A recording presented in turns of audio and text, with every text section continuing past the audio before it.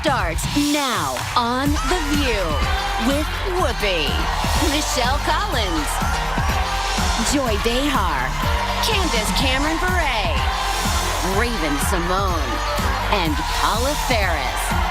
Now, let's get things started.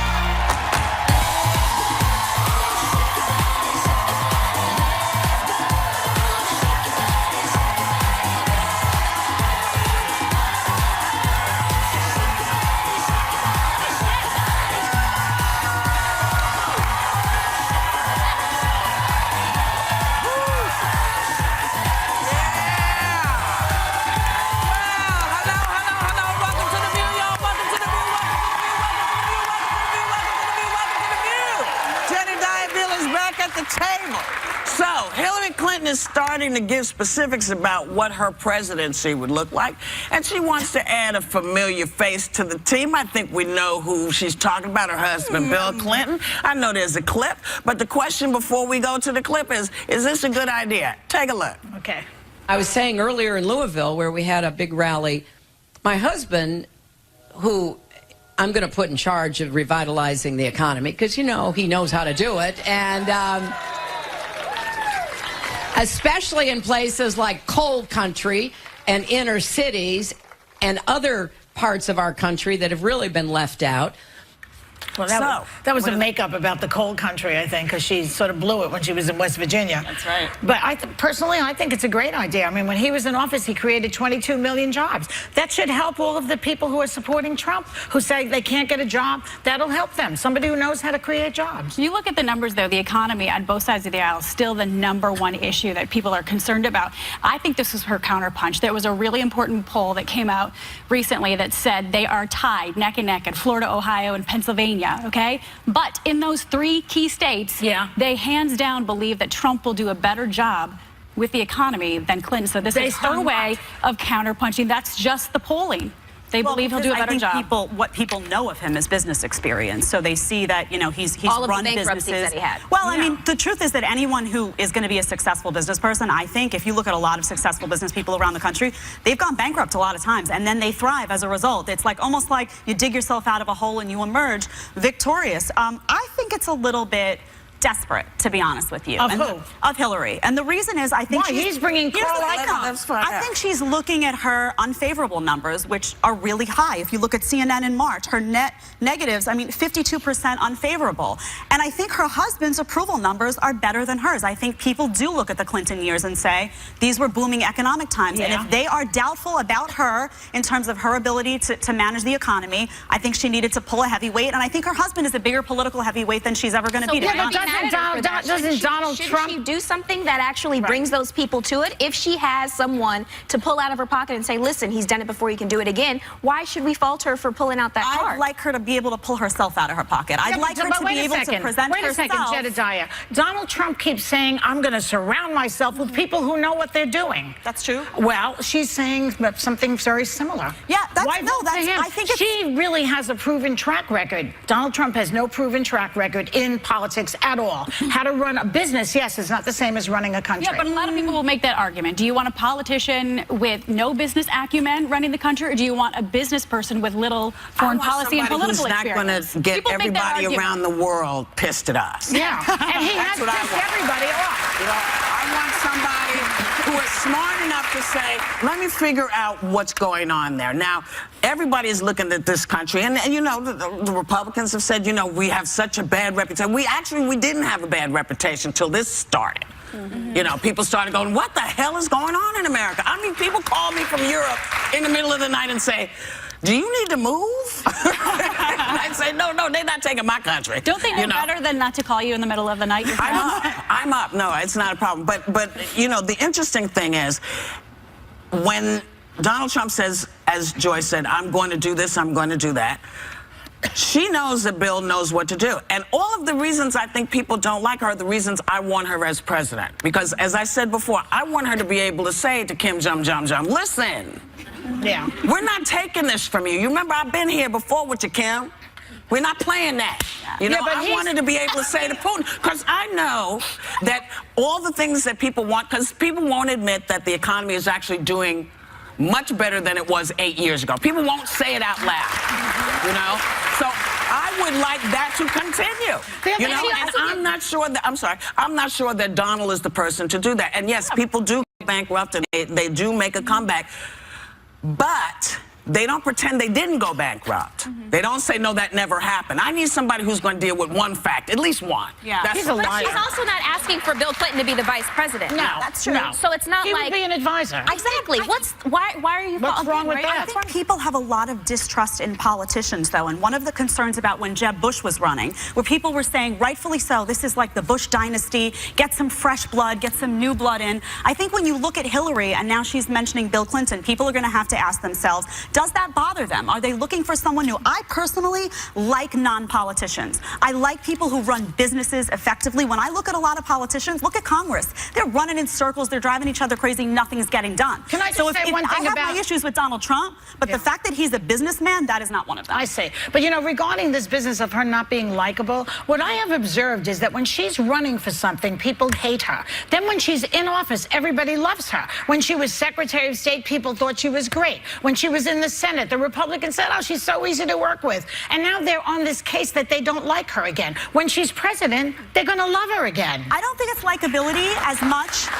I think it's trustworthiness. I think when you look at But you trust Donald more than her. Is that no, but if you look at a total liar, no, someone who pretends he's his own publicist? But if you that's look at, who you trust? If you look at, no, I'm not saying I do trust him, but if you look at her polling around the country, honesty and trustworthiness, because of the transparency, because of what happened with the emails, that's what she's being hit on. They found nothing so Here's far. what I say about the emails. This is what I asked her.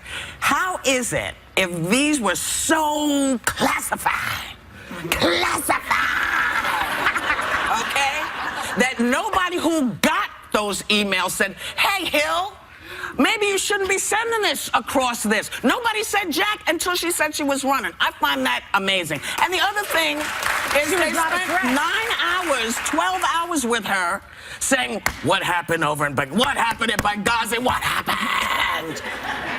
And, you know, they asked you, there was nothing else they could have asked. The last thing they could have said was, how long did it take you to give birth? That was the only question they didn't ask. They asked that off screen. That's right. They asked that off screen. And so they got the answers. Because you get the answers you don't want, or you think there's more, isn't a good enough reason to put the country, because this is, after all, about us. This really is about our country. It's not about who wins or loses. It's supposed to be about what we want. And that same woman who was in the Benghazi hearings, who stood like so strong, is the same one that's going to be debating this guy in these debates where he knows nothing. Yeah. So Americans are going to see the truth very shortly. For the emails, though, remember, she decided what emails to turn over. She made deletions on that server that we didn't know about. Why didn't the people who got the emails, because I have to assume they were more than just her daughter.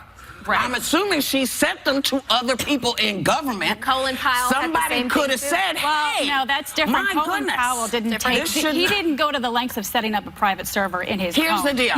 Somebody should have said then. I hear what you're saying, but nobody did, and that's what makes me, and I know it doesn't matter what I think, but I'm untrustworthy of people who wait and say, oh, no, now they're classified. Now they're classified. But everybody's seen them already. See, that's my argument against her, though, because a lot of that information is born classified. And what that means is she, as Secretary of State, is supposed to know that based on the content, not the indication. Can I just ask you a question? Yeah.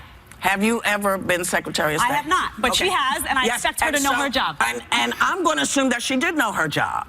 Okay. And other people, because she was there an awful long time to be screwing up that badly, as if we listen to that. I mean, she was there several years. Somebody should have noticed that. You know, say, oh, my God, that's classified. I think she should have been that person to notice that. But but they weren't classified, and they weren't classified until, at the end of the day, they weren't classified until the government just classified them. We'll be right back with more Hot Topics. Do you let your partner get away with murder? The stuff the ladies would never settle on in a relationship. Later.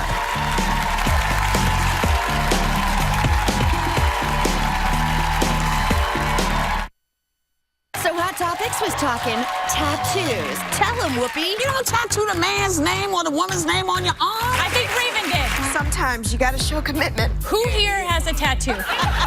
Joy? No needles on my body except in my face. Oh, yeah. You never know what they'll say. Tomorrow on The View on ABC. What are you doing right now? Making a cake. Ayla reminds me of like a master chef, and Emmy reminds me of like a mom. Plus, the unbreakable Kimmy Schmidt, Ellie Kemper. Welcome to The View. Hello, welcome back.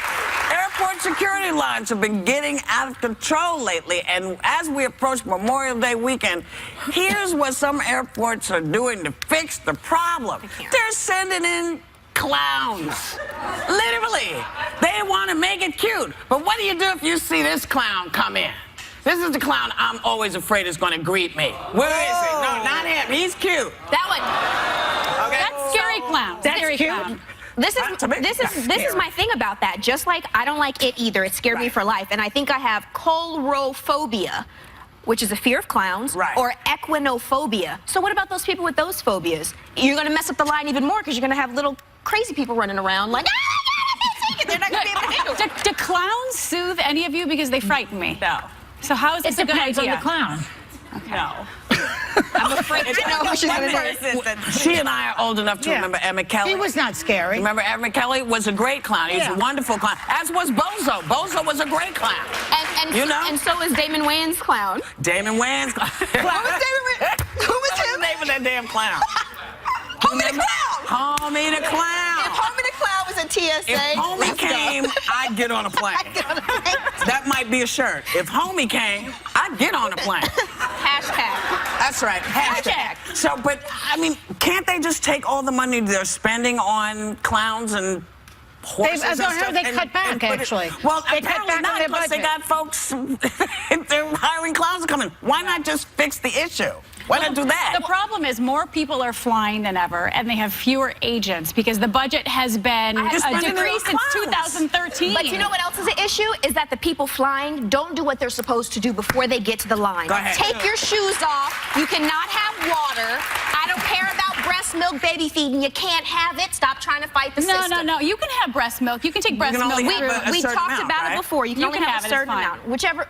Know the rules Take so some you milk don't with mess you. up my line. milk, I take my shoes off before I even have to turn my ticket in. I get everything into my backpack so I don't have extra containers. And you know what else I don't like What about else people do in you line? not like? I really don't like it when people don't put the little gray tub back in position. Stop leaving it. Don't leave it on the thing. Put it in so I can have it for later. Can I ask a dumb question? Aren't you supposed to get to the airport 2 hours before? Yes. Well, an hour. Yep. Now hours. they're No, saying I up to believe it's 3 hours I now. think it's two. Part of the problem. I think it's, yeah.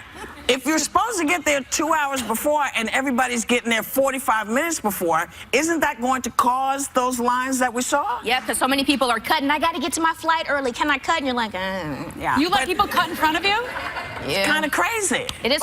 If you're agitated, though, I don't see how. For me, when I'm agitated, distraction does not help. Like, if I'm online and agitated, a petting zoo is not going to help me. A clown is not, like, if there's a clown shows up, I'm going to need a therapist to follow him in the line to help me out. Maybe they should bring wine. There you go. Maybe, That's a, you know, or take that money and hire some more TSA agents. How about that? well, there are That's the 700 more agents allegedly coming by mid-June. They have canine units, so things are going to start to How be many better in June. airports are The there? dogs are the best. Let them bring in more dogs and fewer ponies and clowns. How many agents? You say 700? 700 agents. How many airports are there? 55. Oh, no, I have no idea. No, actually. there's at least 3 in each city. What they need to do is give us back a free bag, and we'd stop being so angry without paying $55 per bag. Well, get rid of the fuel tax. That is. You remember the fuel tax that they say, well, we're going to charge you more because fuel's so expensive. You could buy gas for $4. give me that money back. Give me my money back. Show it on the thing. I agree. You know what to do. Whoopi, I have I was just summoned 44,000 airports. 44,000 I was airports. off a little bit. I said 50. All right, and they're putting 700 agents in. So That's not enough. How many is that? Is anybody doing math? Hold on, I got my phone. Let me By the time we come back, we'll have the answer for you. We'll be right back. Still ahead, can your faith save your life? Literally? Why the secret to living longer could be going to church. I'm working when you're sleeping. We're going to give you some information. Please clear up your issue. I'm not very good at math today. So I said 44,000 airports, Right. but that's airports and airfields across the globe, okay? But here in the U.S., 450 that TSA are responsible Okay, for. so 450 airports that are using TSA agents. So if they're adding 700, what is that, like a half a person per airport? Almost two. One and a half, almost two full people. So one full-time and one part-time. Well, no. One in the morning, one in the morning and one in the afternoon. Right. Still not enough. Still not enough. So take the money you're spending and with the clowns and everything and see if you can hire maybe 4 more people. But again, I say bring the dogs in. They don't even get paid. Bring in the dogs. But the dogs are drug mules. They're not sniffing for, but they're not drug mules. They're drug dogs. Smelling for drugs. And They're bombs. not smelling for, And bombs. But and explosives. why couldn't we have the bomb dogs? They are. The They're bomb adding dogs are at K-9 Grand. They have them at Grand Central and Penn Station here. They have them here. Yeah, they're adding the K-9 teams and the agents allegedly Except in that the mid-June. dog can't feel you up. I was just going to say, I prefer it. Because the dog can't go. You never know. I know dogs that have been in some precarious places. It's called a paw down. You know. You say, keep your paws off of me. That's right. That's right. Clean up. Anyway, Mariah Carey is about to enter the world of reality TV with an 8-part docuseries. I heard somebody just go, what? Yeah. Yeah, it's happening. And here's a little tiny bit of it. Take a look. Hi, I'm Mariah Carey. Hi, I'm Mariah Carey. Hey, it's Mariah Carey. I am not Cinderella. My life has not been a fairy tale. I have a tour to do in less than 2 freaking weeks. Can I please focus on the important things? Wearing these glasses because we're in fluorescent lighting, and I have a rule which states that I will not be seen in fluorescent lighting without sunglasses. You know, she goes like this. I'm in heaven. Yes? Good idea, bad idea? Do you care, not care? You care. You guys, this is going to be spectacular. I mean, for many reasons. Mostly because it's Mariah Carey on reality TV show. And what else? Blank, fill it in. We don't know what's going to happen. This is the everything. Oh, she's a loose cannon. All I'm saying is blank. You can fill in the blank anyhow you want to. She says in the trailer, she's talking about, you know, she's engaged to the Australian billionaire named James Packer, but this is what she believes about the pending wedding. She says it's the most important event that has ever happened. Wow. What kind of a person? Bigger than the Kardashian wedding? Can you believe it?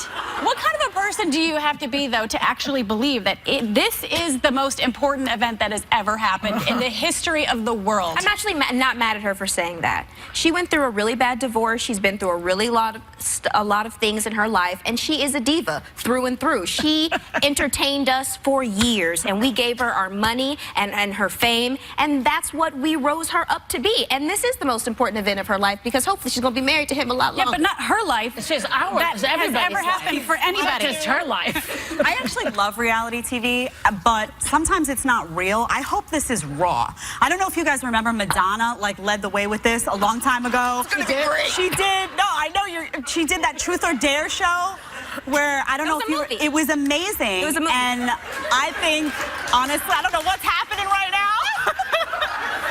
I'm just letting you talk. I watch Dance Moms, Naked and Afraid. I want it to be real though. I want to see you cry.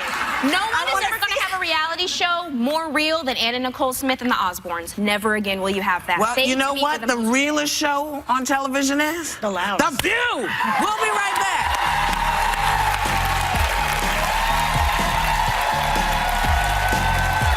Hey, there, Keegan-Michael Key here. You probably know me from my TV series Key and Peele and the Obama anger translator Luther, but I want you to know I'm one of the mellowest, least angry people you have ever met.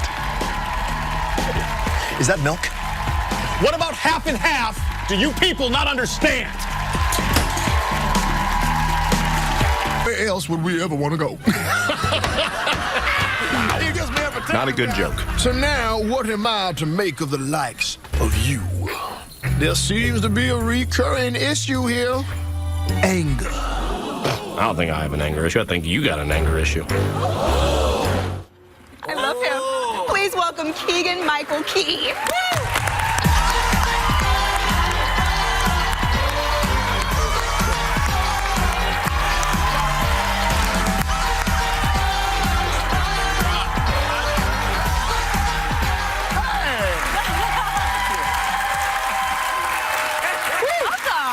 Excited there. I got excited. You know my nickname is Angry Bird.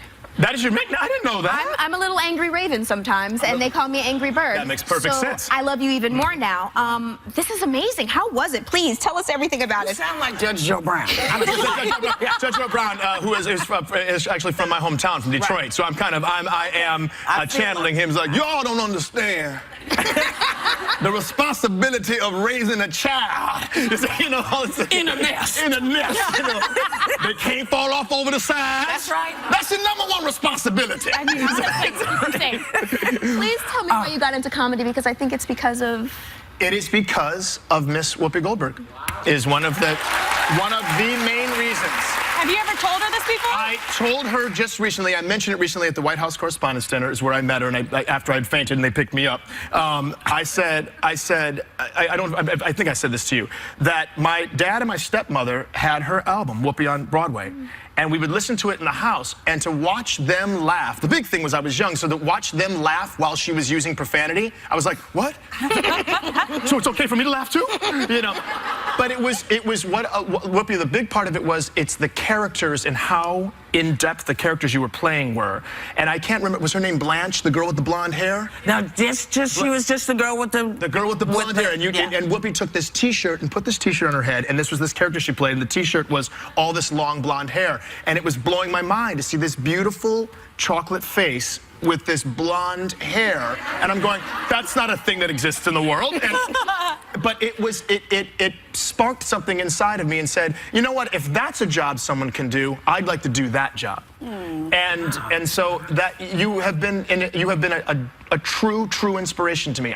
You are literally one of the reasons why I do what I do. You are. You really are. You really are. You do it well, man, because you make me laugh. Y'all make me laugh a lot. I love y'all. I love y'all. Whoopi is inspiring. You're inspiring. Right now, you're so busy. You're hosting the Peabody Awards this weekend. You've got a couple movies coming out this summer. But we just talked about Angry Birds. I know the director said you had his stomach in knots. But how did you really frame your character? How did you come up with the voice, and tell us a little bit about your character? You know, the good thing is that they'll show you pictures of the characters very often. And I could see that he was this kind of squat little guy. And so I wanted him to have a really deep voice. And the director said, oh, that sounds good. I mean, we can do that. But just, should there be an accent or a dialect? I said, look, I can give you whatever you want. I can give you old Jewish man. I can give you old black man. I can give you young Johnny Cochran sounding man. I can give you anything you want. And so we just kept on working through different voices, you know, and I would literally, with the headphones on and the microphone, I'd be like, I mean, we can go this direction. You can have this guy here if you like that guy, or you can have this guy like, oh, I like that. I like that. We just kept moving into the direction until we kind of got this foghorn, leghorn situation. There you go. That's a good Speaking of Angry Birds, right, yes. Well, you know, last year you were part of the President Obama's White House Correspondents' Dinner speech, and you were playing his anger translator, Luther. Can we take a look at the clip? Please, let's see. Yes. In our fast-changing world, traditions like the White House Correspondents' Dinner are important. I mean, really? What is this dinner? And why am I required to come to it? Jeb Bush, do you really want to do this? Because despite our differences, we count on the press to shed light on the most important issues of the day. And we can count on Fox News to terrify old white people with some nonsense.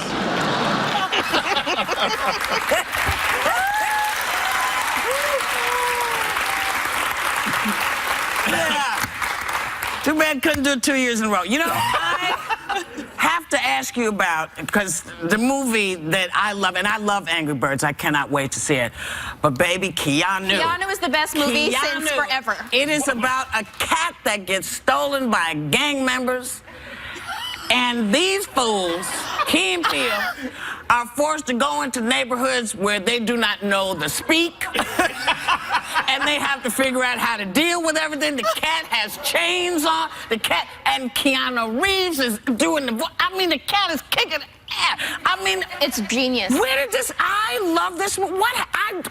Please. I love that question. It was Jordan's idea. I was at work one day at Key and Peele just doing rewrites on sketches, and Jordan walks into the office and he goes, "So Keegan, so I wrote this movie." And I was like, "I'm sorry, what happened? You did what?" I wrote this movie with one of the other writers, and we wanted to do a table read, and so we did a table read of the movie, and in the first draft of the movie, no cat. No cat. No, sorry, Whoopi, I'm sorry.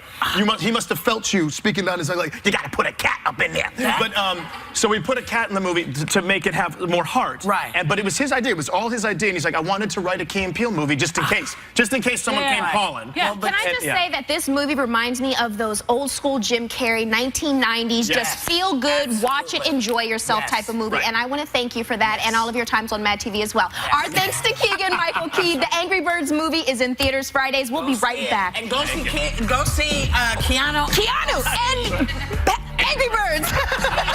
We'll be right back. Hi, I'm Ellie Kemper. I'm here to talk to the ladies about Unbreakable Kimmy Schmidt, and it's my very first time on The View, which means I'm losing my virginity. Can I say that on daytime television?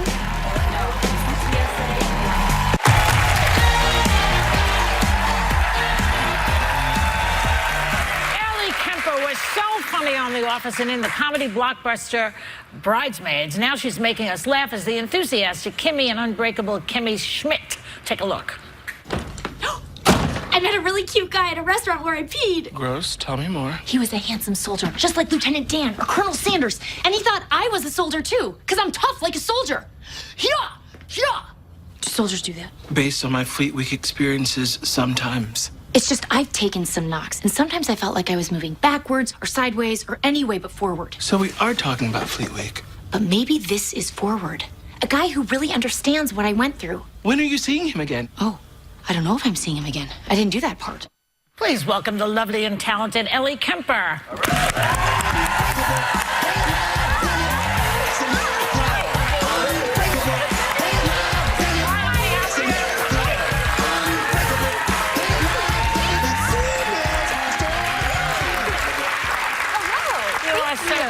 I don't know about that. Thank you for having me. You know, we were talking about the TSA this morning, and someone told me that you fly a lot. So do you encounter this sort of stuff or what? I do, and I understand your grievances, but I have to say, I'm pregnant, and when I learned that I was pregnant, I started asking for the pat down instead of the, radar thing. Yeah. It is so lovely. The pat down is so, just get it. Opt out. It's so soothing. They give you a scalp massage. Really? They swoop, well, now I sound like a pervert, but they swoop below your bosom. They give you sort of like a massage, and it's so nice to have human contact. Yeah. I so don't want to tell you this, but are they putting their hands after each person? See, that I don't know. That's unclear. I think it's the same. Head massage could contain all kind of stuff. Yeah. Ooh. You need to wear a hazmat suit when you go. Yeah, exactly. Yeah, it's not necessarily sanitary, but it's lovely.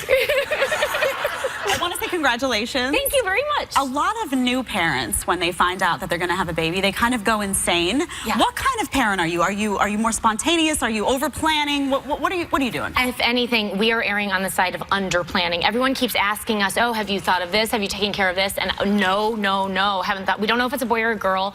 We don't want to know until we find out. We're like, does that make us bad parents? Do we not care enough? But I mean, I think that other moms in particular love to weigh in on what you should be doing, and it's all news to me. I welcome the advice, but I have not been planning ahead. What's a piece of advice you've gotten? Oh, a lot of people sleep. everyone has an opinion on how you should raise your child to sleep. I'm like, the child isn't here yet. I don't even know how. And a lot of people just say, get him on your schedule right away. But it's like a infant. How can it get on your schedule? It's hard to do. Right? It doesn't have a watch. It doesn't have a watch. Exactly. It's like, oh, mom's up. Yeah.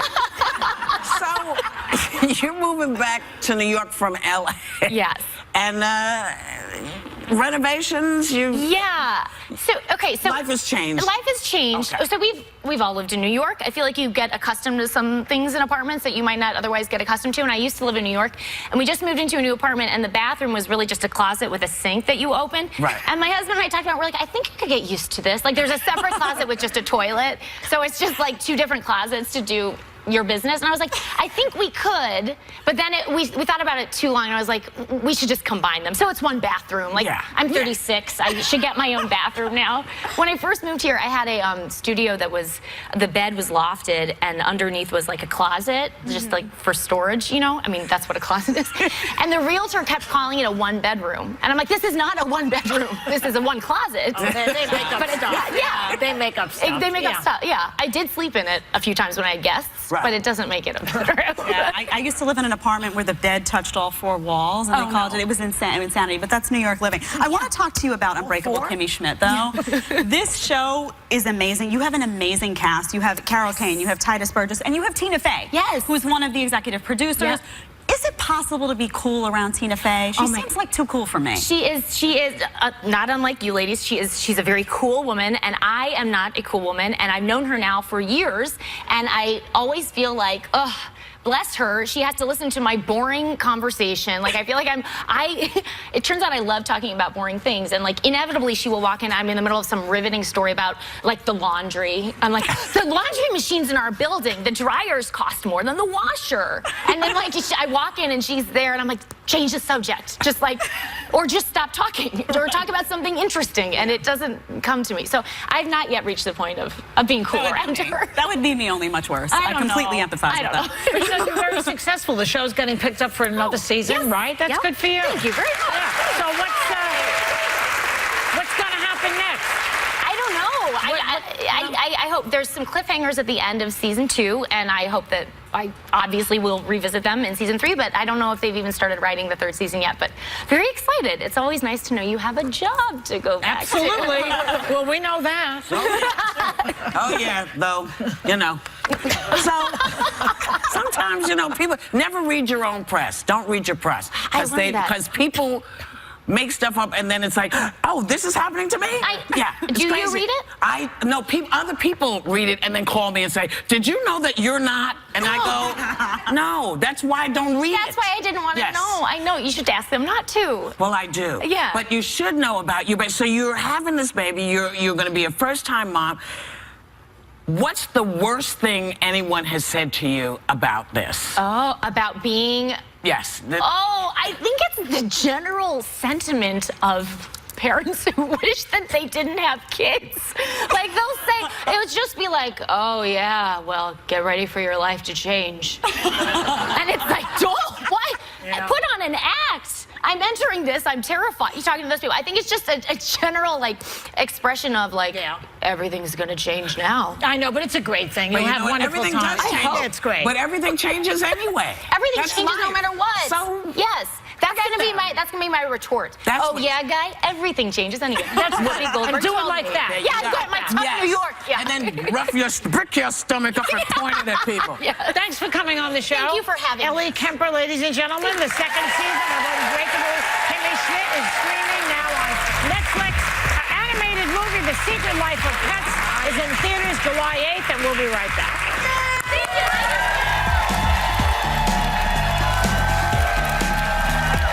Comedy Week continues when Anthony Anderson gives a sneak peek of how Blackish is ending the season with a twist that's dynamite.